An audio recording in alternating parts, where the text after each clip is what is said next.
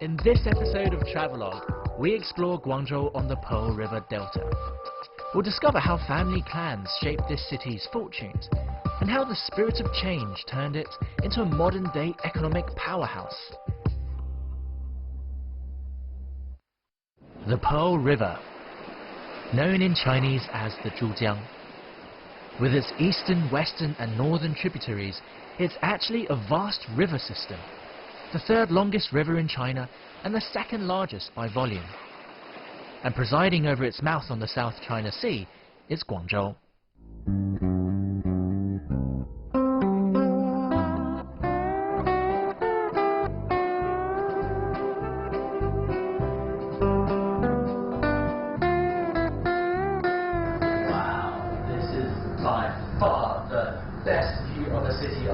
I'm 460 meters above the sprawling metropolis of Guangzhou, one of the biggest cities in China, and also the most important city on the Pearl River Delta. I mean, it has so much history. It was the start of the maritime Silk Road. It was also the main trading port for ships from Europe and America. So it's always been wealthy. And I want to uncover the history behind all of that wealth, the history that made Guangzhou into what it is today. For over 2,000 years, Guangzhou has sat on this prime spot beside the Pearl River. The last 2 centuries saw it rise to fame as Canton and transform into one of China's most progressive cities. Many of the global Chinese diaspora can trace their roots back here. And no matter how far the Cantonese get in life, they never forget their heritage. Well, I've got to say, out of all of the ancestral halls I've been to, this is by far the most impressive. So the thing about the Chen clan's ancestral hall is, firstly, when they were built, the Chen surname was the most common surname in Guangdong province. But it was, besides a place of ancestor worship, also a place for networking, because obviously it was a big family. There were a lot of people who'd made it in their respective fields. So it was a concentration of wealth and power right here. One of the best ways to show it was through beautiful artwork, which is why you have such great typical Lingnan art here. Sculptures, stuccos, murals, anything, you name it. These works of art were essentially old-school bling.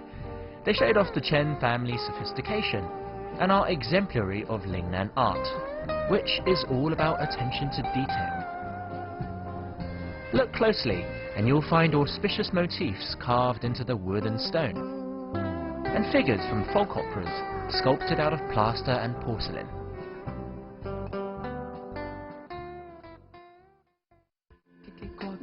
To find out more about the well-heeled citizens of Guangzhou, I've come to Xiguan. Sandwiched between the port and the foreign enclave, this neighbourhood was home to Canton's most successful merchants, and today many well-preserved buildings and traditions remain.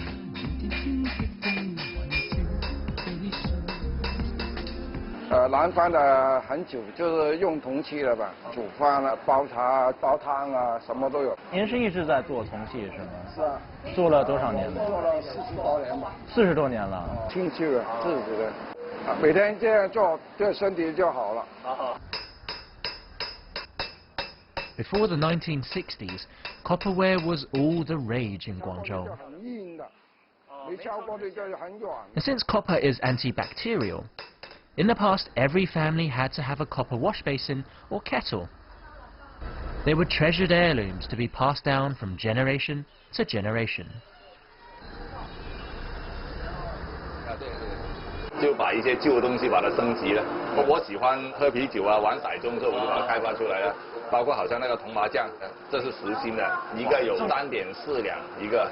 It is super heavy. I mean, it's like I'm carrying this right now, and I feel like my entire hand is kind of sinking because of this. 像这个茶壶，传统的都是不能用电磁炉的，那所以呢，我就把它一块不锈铁，把它镶到底部，那可以在这个电磁炉上面使用。要不然就容易像原来被淘汰了。对。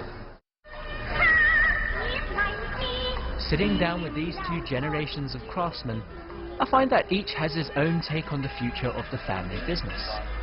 Su Yingmin is all about e-commerce, but his uncle still prefers to operate out of this old tenement building, called a qilou in Chinese. 我们不要带伞就可以的吧？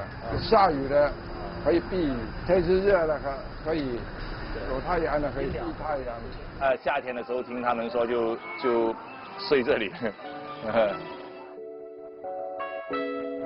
Typically, the ground floor of the Tilo is used as shop fronts, while the owners live upstairs. These marriages of East and West have Cantonese balconies and stained glass windows. However, the most traditional of Guangzhou's houses are to be found on Baoyuan Road. These are the Xiguan mansions, formerly home to Canton's elite. 师傅，你好你好。这是您的家吗？您这个三个门太有意思了，都有什么讲究吗？有角门这个叫这个叫角门，一到中午啊，那个马路啊很烫，就关起来，防止那个外面的那个热气进来。热气，我当时以为这个门呢是养着小宠物不给它出来。有时候有人坐在这里了，不给人家看的。一般如果真的的空气好一点了，这个门都不关，关起来，手上的它开不了，开不了的对吧？就钥匙要打开，这是很聪明的，这原来也没有空调，没空调，风扇都没有。那到最后呢要睡觉了，这防止人家进来了，来了就关大门了，就拜拜了。把那个大门。这个太有意思了，对，有3道门。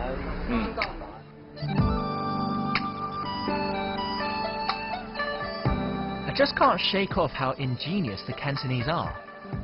Their buildings really embody form and function.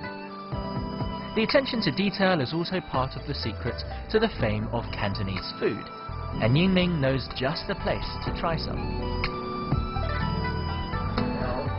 你看，全部都是西关特色的东西啊，一定要试一下这个云吞面。好。 A quick blanch and these wonton or wonton noodles are almost ready. But with so many different takes on the dish, how do you know which one's the best? 哇，厉害了！谢谢。先倒一点汤，喝一口汤。我告诉你，非常香。这口汤啊，它炖的时间还有用的料啊是非常足的。在其他店里面呢，加汤是不用钱的。这里5块钱加汤。对，我刚刚看那儿还我就觉得特别奇怪。你试一下这个面。Being taught how to eat noodles by a real 这个面。这种弹牙的感觉啊，是必须要用那个鸭蛋来做。用鸡蛋或者用碱水来做的面，没有这种口感。 When you drink it, it's savory. There's a little bit of sort of seafoody kind of texture in there, but it's just right. It's so right, I want another helping.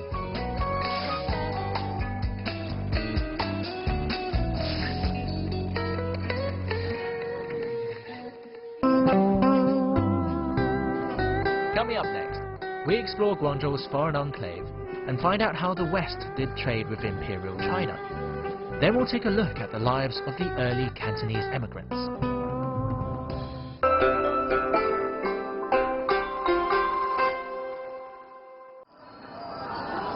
So there are obviously a lot fewer boats out on the Pearl River these days, but if you came here in the mid-18th to 19th century, this place would have been chock full of trading vessels, because right behind me was the old concessionary area, and this was really, if you were a foreign merchant, one of your first glances of China. So today I found a new wave of foreign locals to show me around. It was here on Shamian Island that the international community lived and played. Speaking of play, showing me around today is Ben from Cycle Canton, a cycle tour company that offers Guangzhou's #1 ranked activity on TripAdvisor. Lots of swimmers, eh? Yeah, if you're looking to swim in Guangzhou, this is the place. Every day you see locals who are swimming just off the island. Also, the Pearl River gets its name from the stones at the bottom that used to shine like pearls. Maybe on a good day, you'll see that. This little bucolic corner of Europe actually harks back to more violent times, when the West clashed with China during the Opium Wars. They developed an insatiable thirst for Chinese tea and amassed a huge debt they couldn't pay off. since the Qing dynasty wasn't interested in buying their products. A visual reminder of this is the French customs house, built using red bricks from Australia that were brought in as ballast on board empty ships. Oh wow. Is that a church? You've got the Lady of Our Lord's Chapel there, built in 1891. It's immediately on the French side of the border between British and French concession.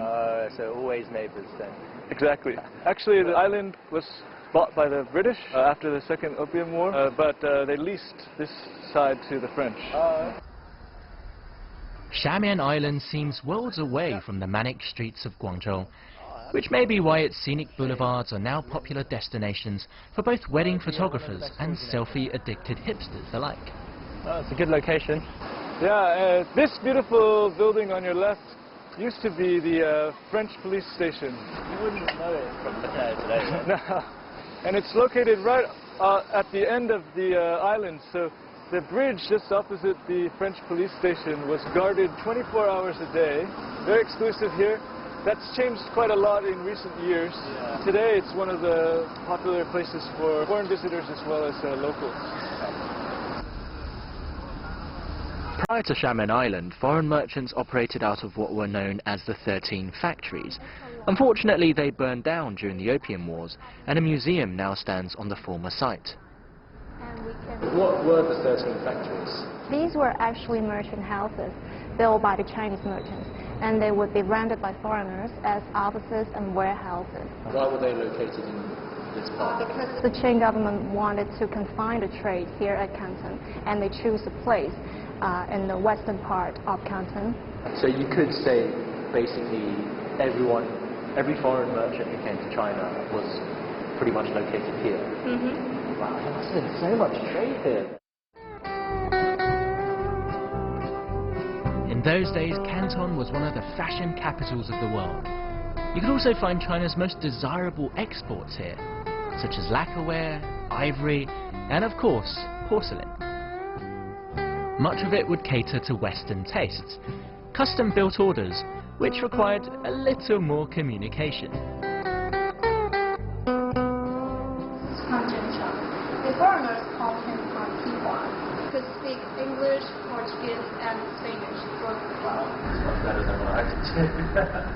But the Chinese merchants were exactly communicating with the foreigners. How would you communicate with Chin Chin, how do you do? Long time?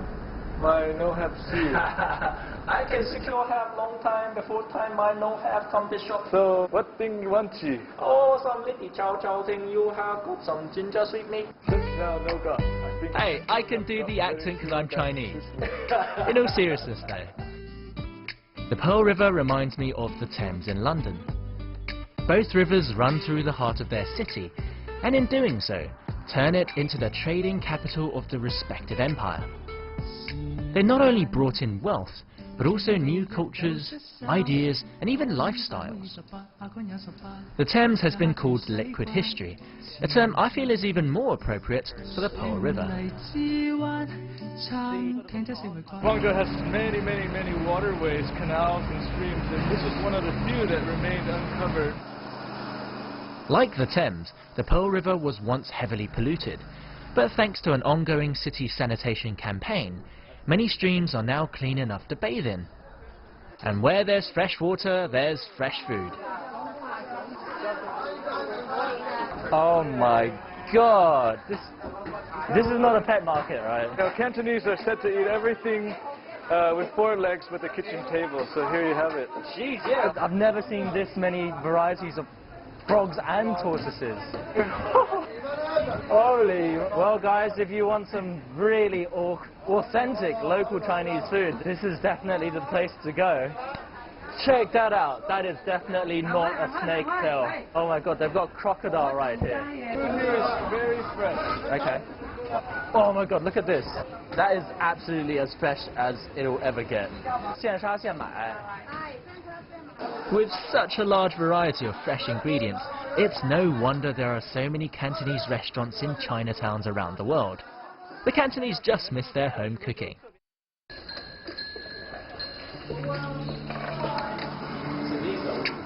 It's very much like the alleyways of Beijing. Ben's taking me even further off the beaten track. With some 13 million residents, more than the population of Greece, Guangzhou is understandably strapped for space, which gives rise to these cramped alleys and narrow tenement buildings. Mind you, they're worth a fortune.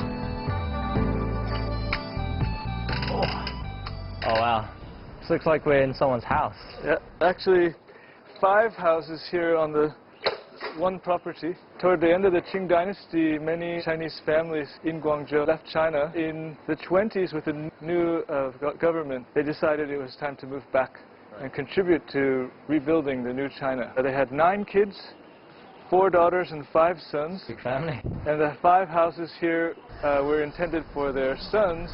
So, new China but old traditions. Right.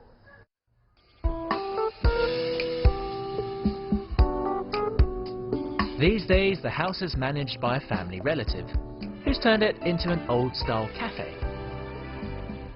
There seems to be a common theme among Guangzhou people, that no matter where they emigrate to, they never turn their backs on their ancestral home. Everything they learned or earned abroad goes towards enriching the lives of their families in China. Hence, all the well-kept ancestral halls. This is totally unexpected. It's like an oasis in the city. It's completely hidden away, isn't it? This is the old family's ancestral hall, and the gentleman I'm with is the clan president. 我就在这个池塘出生，长大及后呢就移民去了美国。哦，那怎么想到回来了？因为我在美国看到报纸登了，那个侨报登了，旧叔叔论时事这篇文章以后，我一看，哎，这不是我出生的地方吗？我就回来了。 Since then, Mr. O has been collecting archive materials and donations from Ols around the world to keep this ancestral hall going. Since filial piety is deeply rooted in Chinese culture, everyone's happy to pitch in. I saw the accounting book earlier. Everything's very clearly written down in their ledger. Well, that's how powerful Chinese families are.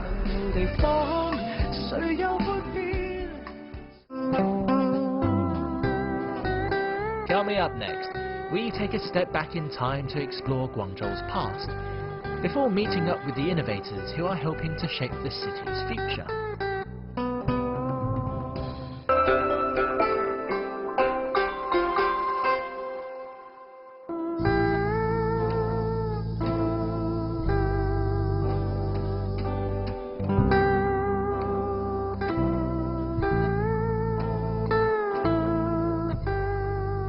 Well, you wouldn't know it by looking at it today, but for about 80 years, from the mid-18th century, this here Huangpu port was probably one of the busiest ports in China. In fact, it was the only international port open to the Americas and to Europe. If you're a normal sailor, this would be where you offloaded all of your goods to be then shipped on to the 13 factories. But it would also be the first place you set foot on in China. And this place, it was so wealthy that it accounted for 80 up to 90% of all customs revenue in the Pearl River Delta, which would have made this place one of the richest places in China.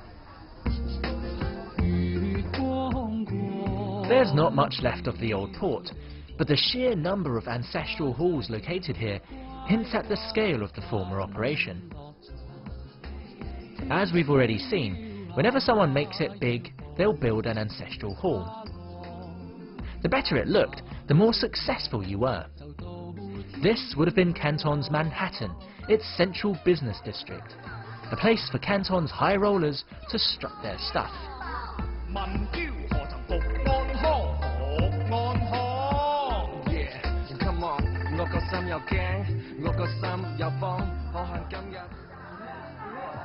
Further inland from Huangpu port, there is an even older harbour. So imagine this, 6,000 years ago, everything behind me would have been ocean, and this is the world's furthest inland ancient coastline. It's now over 100 kilometers away from our current coastline over there, so the Pearl River Delta as we know it used to be completely under the ocean. No Guangzhou, no Zhuhai, no Shenzhen, no nothing. This was the mouth of the Pearl River. boggles the mind to think that this piece of rock from the ocean floor would eventually transform into the bustling megalopolis of today's Pearl River Delta. Much of the PRD region is now connected by metro, but I can't think of a better way to see the Pearl River than on board Guangzhou's shiny new trams. Feels like I'm gliding towards the future.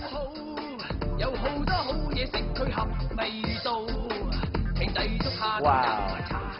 I live in Beijing, so I'm used to skyscrapers, but this here is pretty special. We've been walking around the old parts of Guangzhou with lots of, Qing dynasty buildings and old wooden gates. This is actually quite a refreshing change of pace. After the Opium Wars forced China to open new treaty ports, Guangzhou lost a bit of steam, but not for long. Since 1957, it's held the biannual Canton Fair, the largest and oldest import-export trade fair in the country. When China's economic reform kicked in, Guangzhou quickly reinvented itself as a trading hub for the clothing industry. And at the TIT Creative Park, local startups are once again pushing the boundaries of innovation and design.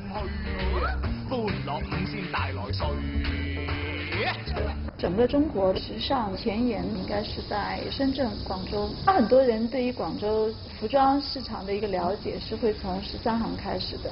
13行是整个广州贸易进出口非常重要的一个口岸。所以基于这样子的一个底蕴，加上像目前我们说的设计师品牌，那这两个基础加起来，我觉得广州也会是引领整个中国时尚潮流的一个很重要的一个地方。 However, Guangzhou is not just about apparel. 广州它本来就是作为中国的一个最开放的一个城市，在广州它有一个很好的就是草根的文化，它的包容和多元非常的接地气。所以说我们就很希望能在这里面去孵化出很多的关于说吃喝玩乐的这样类型的一些东西。 And of course, where there are startups, there are co-working spaces to accommodate their every whim. 我看都可以租不同大小的办公室，对，可以租一个位置，然后也可以租一间办公室，根据你的需求，这种方式就比较灵活和便捷，租期也很灵活。Though co-working is nothing new, China is in the grip of startup fever, and young 20-somethings are eschewing stable jobs for the chance to create the next big thing.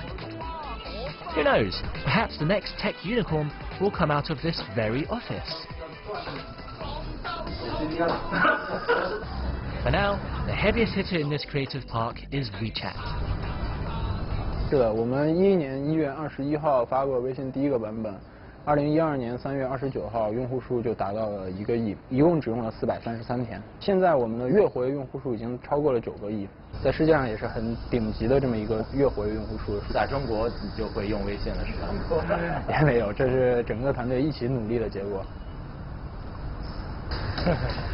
Wechat is much more than a messaging app. It's Facebook, WhatsApp, Instagram, and Apple Pay all combined in one. It's completely changed the way we live, work, and eat in China. And to prove his point, Frank is taking me out for dim sum. 三文鱼塔，三文鱼塔，这个好吧，我没有吃过。That's actually, surprisingly, not bad at all. You get a bit of a wasabi kick. The egginess gives it a nice little sweet aftertaste. It's not bad, it's a bit weird. I think you have to get used to it, but I like it. Of course, we also ordered hakgao, or shrimp dumplings. 它是一个很稳定的形状，吃一口会有的会像散掉，它不会散。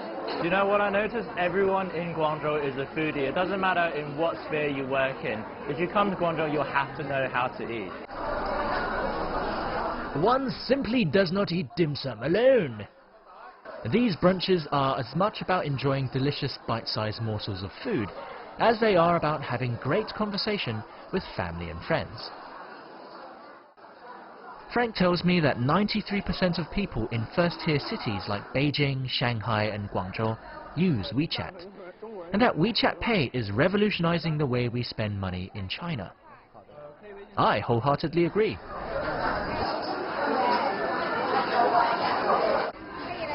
哎，好，谢谢。完全出门不用带现金，然后所有的支付就扫一下，很快就结束了。再来 A 吧。 Couple of seconds is all it takes to sort out our split bill. Then we're faffing about with calculators and loose change. The beauty of Wechat is that it does everything. You can use it to call friends, book taxis, order takeout, and even buy tickets for an evening cruise on the Pearl River. It doesn't get more glorious than this. All aboard! Tonight's performance promises to be a bit different.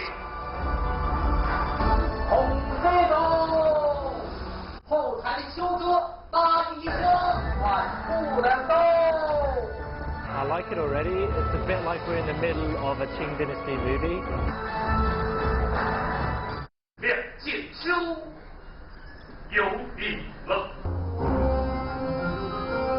Apparently, this show tells the story of a Cantonese opera performer.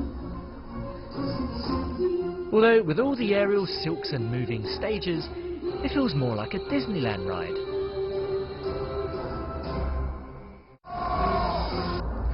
Not that I'm complaining. This is a lot more fun.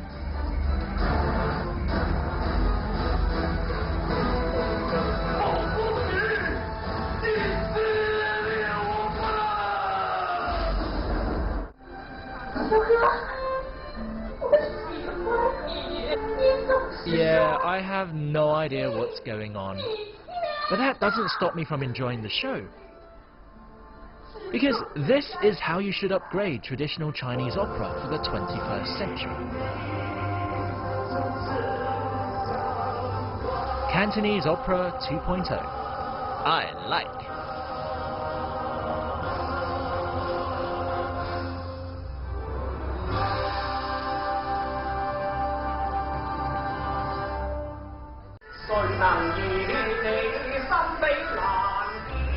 Wow.